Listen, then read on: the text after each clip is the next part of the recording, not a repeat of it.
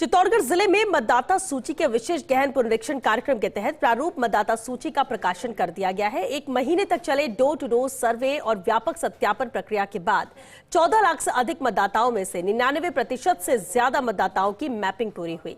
प्रशासन ने पारदर्शिता के साथ सभी राजनीतिक दलों को जानकारी साझा करते हुए दावे और आपत्तियों के लिए पूरा अवसर दिया है।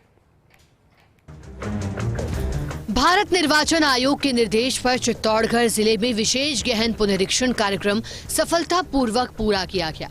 जिले की 5 विधानसभाओं में कुल 14,10,000 से अधिक मतदाताओं को गणना प्रपत्र वितरित किए गए, जिनमें से 13 लाख से ज्यादा मतदाताओं के प्रपत्र जमा होकर नाम प्रारूप मतदाता सूची में शामिल किए गए। जिला निर्वाचन अधिकारी आलोक रंजन ने बताया कि डोर टू डोर सर्वे के जरिए हर मतदाता की मैपिंग की गई और मात्र कुछ हजार मतदाता ही अब भी शेष रह गए।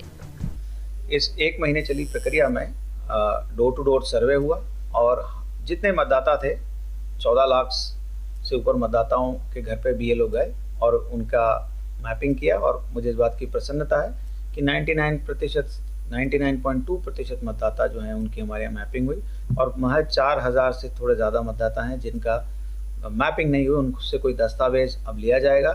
वर्तमान में 16 दिसंबर से लगा करके 15 जनवरी तक इस अवधि में जो है वो एक नोटिस पीरियड चलेगा, उसमें कोई आपत्ति भी चाहे तो वो दे सकता है।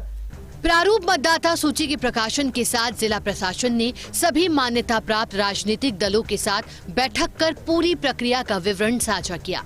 भाजपा और कांग्रेस दोनों ने गहन पुनरीक्षण को समयबद्ध और पारदर्शी बताया।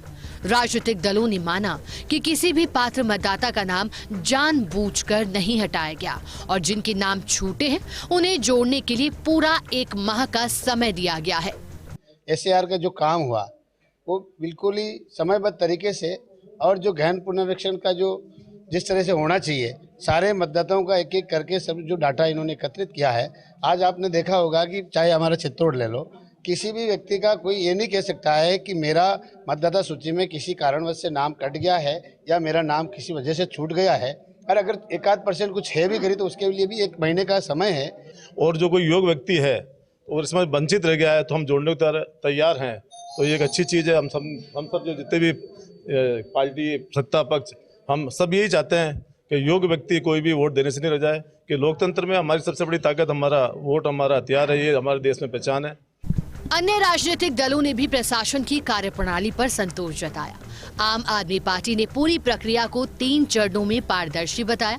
बसपा ने बीएलओ की मेहनत और घर घर पहुंच को सराहा। सीपीआईएम ने कुछ सामाजिक परिस्थितियों में नामांतरण की आवश्यकता बताते हुए सुधार के सुझाव दिए। सभी दलों ने एक स्वर में कहा कि लोकतंत्र की मजबूती के लिए योग्य मतदाता का नाम सूची में रहना सबसे आवश्यक है। ये सर काम बिल्कुल पारदर्शिता के साथ हुआ है। राजस्थान प्रदेश एक शांतिप्रिय प्रदेश है और चित्तौड़ बहुत शांत जगह है और जो पूरे 1 महीने का समय लगभग दिया गया है उसके अंदर जितने भी मतदाता थे उन पे सब जगह प्रशासन पहुंचा है। और जो 3 स्टेप है इसके आज पहला स्टेप पूरा हुआ। ड्राफ्ट सूची हमें दी गई है, उसकी सॉफ्ट कॉपी भी दी गई है, हार्ड कॉपी भी दी गई है और करीब 1 लाख आदमी है जिनका नाम एब्सेंट हो गए या शिफ्टेड हो गए या डिलीट हो गए या डेथ हो गए।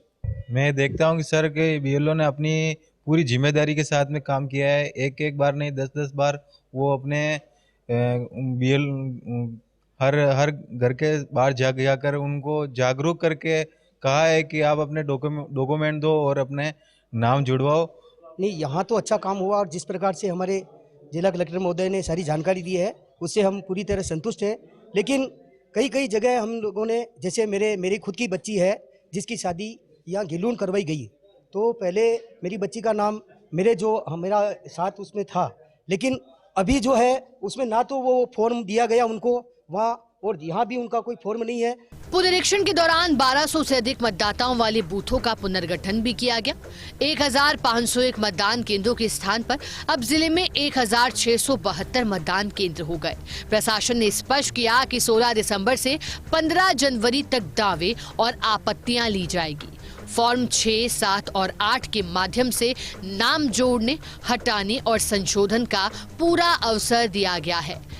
कुल मिलाकर चित्तौड़गढ़ जिले में विशेष गहन पुनरीक्षण प्रक्रिया में मतदाता सूची को अधिक शुद्ध और विश्वसनीय बनाया गया है। प्रशासन और राजनीतिक दलों के समन्वय से लोकतांत्रिक व्यवस्था को और मजबूत करने की दिशा में यह एक महत्वपूर्ण कदम माना जा रहा है। कैमरा पर्सन चंद्रेश जैन के साथ PK Agarwal, first India news, Chittorgarh.